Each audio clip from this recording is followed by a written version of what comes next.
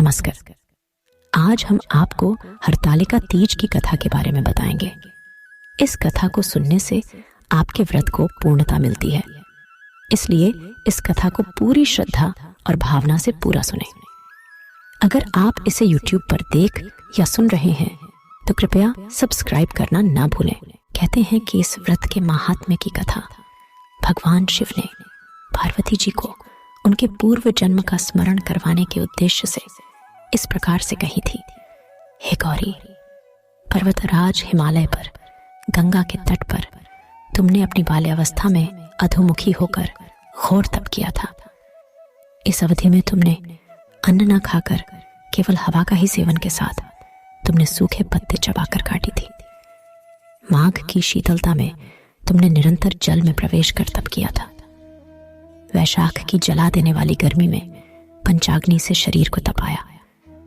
श्रावण की मूसलाधार वर्षा में खुले आसमान के नीचे बिना अन्न जल ग्रहण किए व्यतीत किया।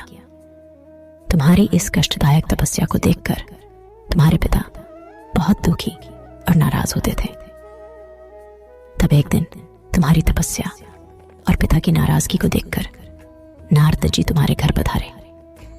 तुम्हारे पिता द्वारा आने का कारण पूछने पर नारद जी बोले, हे गिरिराज, मैं भगवान विष्णु के भेजने पर यहाँ आया हूँ। आपकी कन्या की घोर तपस्या से प्रसन्न होकर वह उससे विवाह करना चाहते हैं। इस बारे में मैं आपकी राय जानना चाहता हूँ। नारद जी की बात सुनकर पर्वतराज अति प्रसन्नता के साथ बोले, श्रीमान, यदि स्वयं विष्णु जी मेरी कन्या का वरण करना चाहते हैं तो मुझे क्या आपत्ति हो सकती है। वे तो साक्षात ब्रह्म है। यह तो हर पिता की इच्छा होती है कि उसकी पुत्री सुख संपदा से युक्त पति के घर की लक्ष्मी बने। नारद जी तुम्हारे पिता की स्वीकृति पाकर विष्णु जी के पास गए और उन्हें विवाह तय होने का समाचार सुनाया। परंतु जब तुम्हें इस विवाह के बारे में पता चला तो तुम्हारे दुहा का ठिकाना ना रहा। तुम्हें इस प्रकार से दुखी देखकर तुम्हारी एक सहेली ने तुम्हारे दुख का कारण पूछने पर तुमने बताया कि मैंने सच्चे मन से भगवान शिव का वरण किया है, किंतु मेरे पिता ने मेरा विवाह विष्णु जी के साथ तय कर दिया है। मैं विचित्र धर्म संकट में हूं।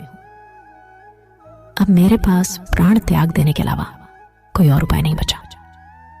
तुम्हारी सखी बहुत ही समझदार थी। उसने कहा, प्राण छोड़ने का यहां कारण ही क्या है। संकट के समय धैर्य से काम लेना चाहिए।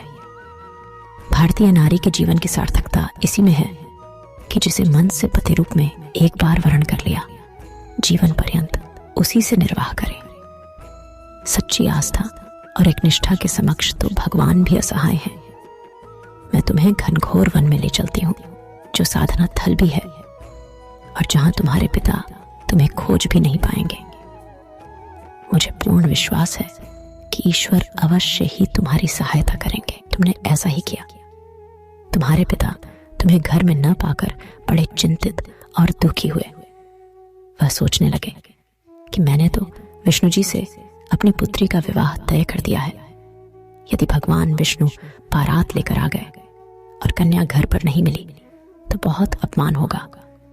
ऐसा विचार कर पर्वतराज ने चारों ओर तुम्हारी खोज शुरू करवा दी। इधर तुम्हारी खोज होती रही, उधर तुम अपनी सहेली के साथ नदी के तट पर एक गुफा में मेरी आराधना में लीन रहने लगी। भाद्रपद तृतीय शुक्ल को हस्त नक्षत्र था। उस दिन तुमने रेत के शिवलिंग का निर्माण किया। रात भर मेरी स्तुति में गीत गाकर जागरण किया। तुम्हारी इस कठोर तपस्या के प्रभाव से मेरा आसन हिल उठा और मैं शीघ्र ही तुम्हारे पास पहुंचा और तुमसे वर मांगने को कहा। तब अपनी तपस्या के फलीभूत मुझे अपने समक्ष पाकर तुमने कहा, मैं आपको सच्चे मन से पति के रूप में वरण कर चुकी हूं। यदि आप सचमुच मेरी तपस्या से प्रसन्न होकर यहाँ पधारे हैं तो मुझे अपनी अर्धांगिनी के रूप में स्वीकार कर लीजिए। तब तथास्तु कहकर मैं कैलाश पर्वत पर लौट गया।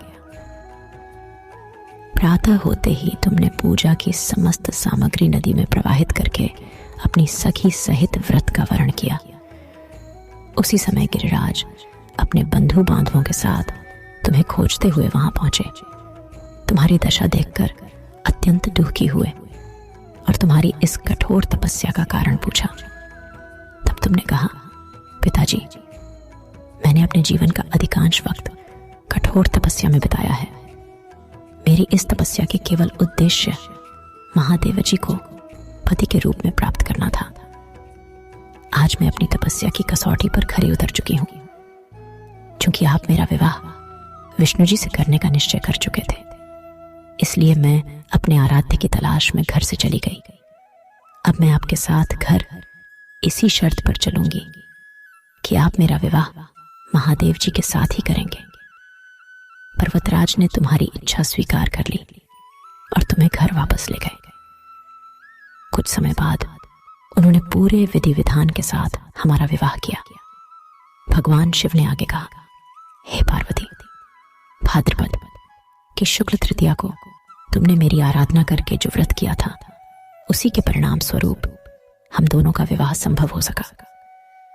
इस व्रत का महत्व यह है कि मैं इस व्रत को पूर्ण निष्ठा से करने वाली प्रत्येक स्त्री को मन वांछित फल देता हूं।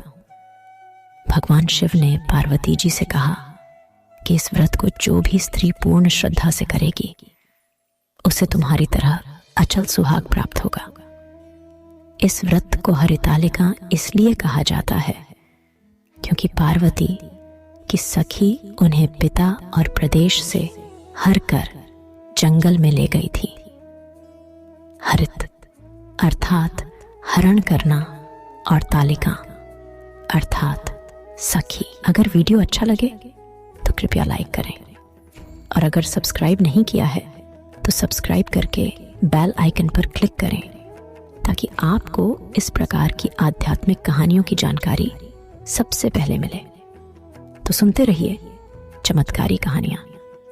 फिर मिलते हैं अगले वीडियो में एक नई कहानी के साथ। तब तक अपना ख्याल रखें। आपके प्रेम के लिए धन्यवाद।